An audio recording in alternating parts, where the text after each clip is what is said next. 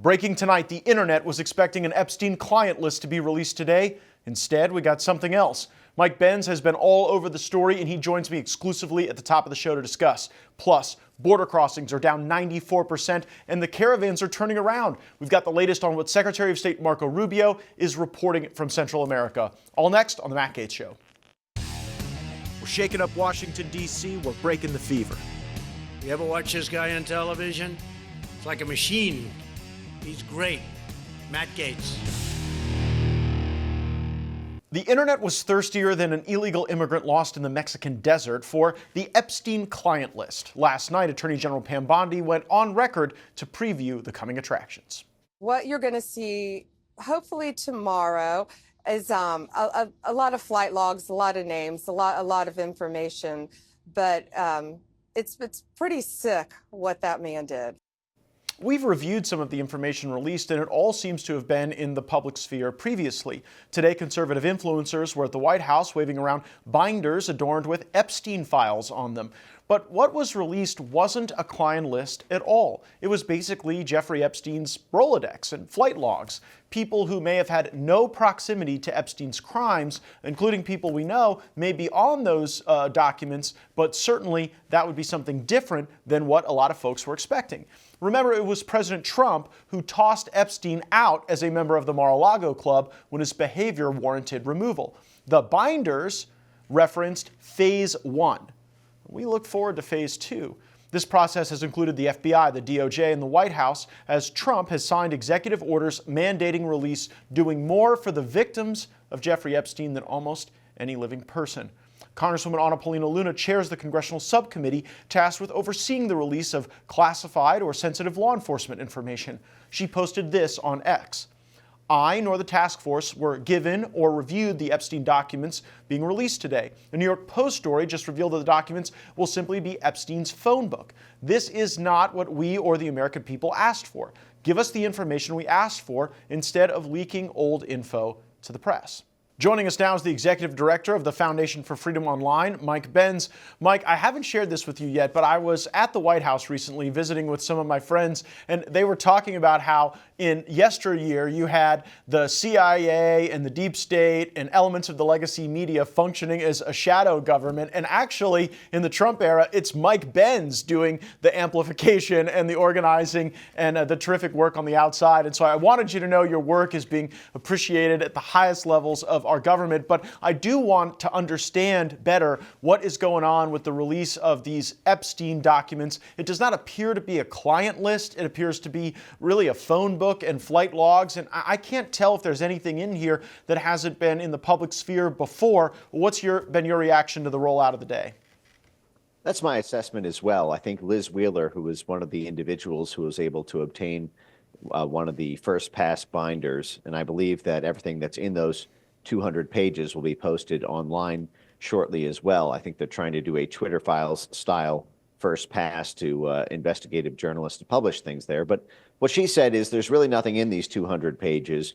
But Pam Bondi believes that there has been effectively a coup afoot out of the Southern District of New York, SDNY. Now, that is the exact locus of all things lawfare against Trump World. Virtually all of the major prosecutions against Trump World associates have come out of the prosecution factory there. So it's no surprise that the FBI office at SDNY, which is the investigative arm of the Justice Department there, is playing games. Evidently, what Liz Wheeler published is that it's Pam Bondi's belief that there are thousands of pages of documents that were deliberately withheld. These include recordings. These include the actual client list, not, as you mentioned, the Nothing Burger Rolodex. Basically, it's be no surprise that Jeffrey Epstein would have the phone number of virtually every important person on earth. But the fact is Maureen Comey was actually leading the Justice Department the FBI investigation and Justice Department investigation of Jeffrey Epstein in the lead up to his either assassination or suicide, depending on whether you have a brain function. I don't believe it was a suicide, and I know you don't either. That's right. Well, I think functional frontal cortex is the litmus test for how you see that one. But the fact is Maureen Comey is the daughter of James Comey, the FBI architect of black ops against Trump world. So it's very little surprise that given the sheer number of Democrats and other folks from both the political and from the oligarch world against aligned in a row against Donald Trump, that SDNY would be effectively stonewalling Main justice. And the question now is what comes next? Yeah, and it might not just be some tension between SDNY and Main justice. There might also be some tension with the FBI. We saw in this binder a letter to Kash Patel from Pam Bondi, I think we've got a copy of it, that laid out her demand that certain documents be produced very quickly this week. What do you think the FBI has that the DOJ doesn't? Well, they could have any number of. I think this is part of the reason that things are structured with a layer of plausible deniability. The FBI is supposed to be the investigative arm of the Justice Department, but because there is that compartmentalization, there are things that, for example, the Justice Department may want to be able to claim they don't know about, and so they're siloed away at the FBI. We saw this conflict play out, for example, when Bill Barr was the head of the Justice Department, as Jeffrey Epstein was suiciding himself in a Federal Bureau of Prisons cell. Of course, Bill Barr he has a deep relationship with the Epstein network. His father, Donald Barr, was the one who basically brought up Jeffrey Epstein at the prestigious prep school where Epstein got his start. And Bill Barr, of course, was the CIA mop-up man who started his career in the Central Intelligence Agency. According to his own biography, he told his high school guidance counselor he wanted to be the head of the CIA. He worked there for 7 years. The CIA put him through night law school, and then his first job was blocking congressional access to CIA documents during Iran-Contra. So this is the great blocker and tackler to stop congressional or oversight, to stop basically the ability to see what black ops, the CIA and FBI counterintel were up to. And then he gets promoted twice to the head of the entire Justice Department. So I have little doubt that if there was something Bill Barr didn't want to surface about the Epstein case, that they were simply put in FBI vaults. Do you think there are people at FBI or Justice that may still be loyal to Bill Barr, frustrating Pam Bondi and Kash Patel's efforts at transparency? Absolutely. And if you want to know a great example of this, everyone can watch the 2014 Whitey Bulger documentary produced by none other than CNN. They did a phenomenal job with this.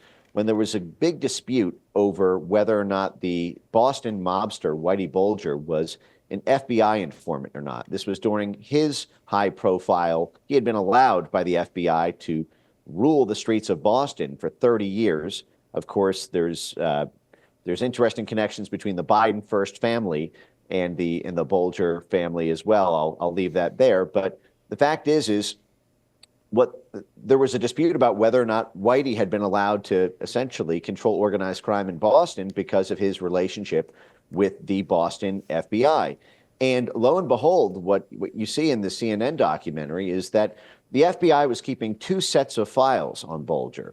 One of them was the one that they officially held up in court, but what they had stonewalled on is they had a separate one which was only accessible by the special agent in charge of the Boston FBI office. So it was only accessible by the head of the branch and his secretary.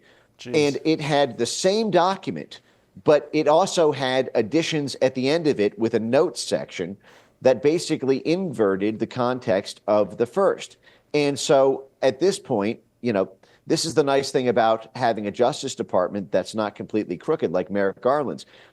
The special agent in charge and the deputy special agent in charge of the SDNY FBI office has to be immediately brought in for transcribed interviews on the record under penalty of perjury to get to the bottom of exactly what documents those are. There needs to be the threat of a criminal indictment from the Justice Department. This is standard fare when FBI goes rogue. Justice is allowed to pursue criminal investigations, not just against the FBI's targets, but against the FBI itself. That is the only way SDNY will be brought in line, and I think it would send a powerful message in the opening months of the Trump DOJ that they are willing to apply justice to their own investigative arm, the FBI. Yeah, the domestic implications are indeed grave, as you laid out. But there has also been a lot of reporting about the foreign contacts that Jeffrey Epstein had. Do you think that there is a contingent in kind of the Bill Barr echelon of the Justice Department that is trying to frustrate release so that foreign governments aren't exposed for trying to compromise Americans in politics or academia or business? Absolutely. This is one of, every country has a lobby that has its own interests in protecting its own national reputation from scandal or its own oligarchs or individuals. Obviously, the Jeffrey Epstein story has tentacles that run through U.S. intelligence, through British intelligence, through Israeli intelligence. The network web is vast, but there has been this transatlantic partnership in the intelligence world between the Anglosphere, between U.S., U.K., Israel, maybe several other governments as well. The fact is Jeffrey Epstein, I think the former CIA agent John Kiriakou said it very well when he described Epstein as an access agent, essentially someone who is close to both politicians and major cultural figures and oligarchs on multiple continents. Yeah, based on my review of this, I'll just say it plainly. Jeffrey Epstein, I believe, in my opinion, was working for at least one foreign government, and his job was to get compromat, was to get people in compromising positions and then use that as leverage. And I base that opinion on how many times I've seen some of these governments do precisely this kind of stuff. But here, the victims and the tactics were just utterly incomprehensible. So phase one is what's printed on the outside of these binders passed around today. I'm hoping phase two is the evidence. And I worry that it might be destroyed. Do you think we get actual evidence of an actual client list in phase two? I think you don't get it without pressure. I think they're not going to give it up willingly. I think that, I always say the FBI is where evidence goes to die. They are professional evidence destroyers and have been for at least half a century at this point, because the FBI collects all the relevant evidence from everyone who owns a copy of every tape, the original versions of every document.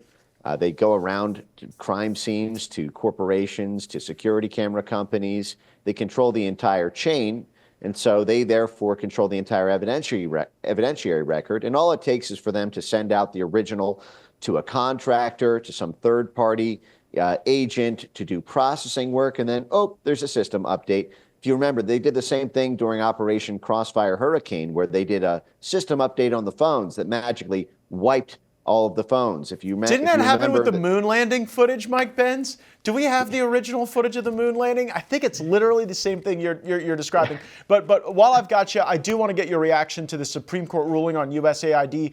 You have really been covering the corruption there and the extent to which USAID is used as a veneer for some of the worst things that happen in the world. Now, the Supreme Court is not allowing a lower court to block the implementation of Trump's order to freeze the distribution of some of those grants. So would love your reaction to that. And also, Eli Crane had an amendment to cut USAID in half. And I voted for it, and 114 Republicans voted against Eli Crane and his amendment to bring some accountability to USAID. And what I would love your perspective on is what ought to happen to those 114 Republicans who voted to keep every dollar in USAID now that we're learning and exposing to the public all of its maladies. Well, you're 100% right on that. First of all, the Supreme Court ruling is fantastic. It looks like the Supreme Court has got their head fastened on again after some pretty disastrous missteps around the Missouri v. Biden case for one. But the fact is this shifts the leverage right back to DOJ. The fact that it is final and binding is spectacular. Of course, it's going to cause its own fight within Congress because, as you mentioned, not only the Democrats, but a significant portion of internationalist Republicans are going to try to find a way to get their own donors and their own corporate constituents an offset for that funding that would have come from USAID. So whether that comes from other federal agencies, whether that comes from the new and beefed up State Department USAID function, whether or not they're forced to go abroad to NATO grant-making bodies or EU or UN grant-making bodies. But yes, this is a Republican Party problem as much as it is a Democrat one. So true. It was no less than John Bolton who held up his USAID hand grenade on Piers Morgan just 3 months ago. He said that was the parting gift from when he was in charge of policy and budget for USAID. Liz Cheney made her start at USAID. It goes on and on, whether directly or indirectly through their wives' foundations or their husbands' foundations or through their major corporate benefactors. And so, but the nice thing is Elon's entry into threats of primarying congressional Republicans, we saw that flexed during the CR fight, I think is making a major impact in changing the fundamental dynamics of Congress and how it votes. I think that is behind Tulsi's confirmation and Cash's confirmation. And I think that may be something that actually allows some of these congressional actions to. I'm not sure that, for example, Eli Crane's amendment would have gone the same way if you had had. No. It wouldn't today. They would vote for it today. I can tell you that right now. And you're right. Sometimes it takes a little bit of pressure, whether that's with SDNY or with the globalist Republicans who continue to vote for this stuff. If you want to see the future, follow Mike Benz on X. Thanks so much for being on the program and sharing your perspective. Thanks for your leadership, Matt.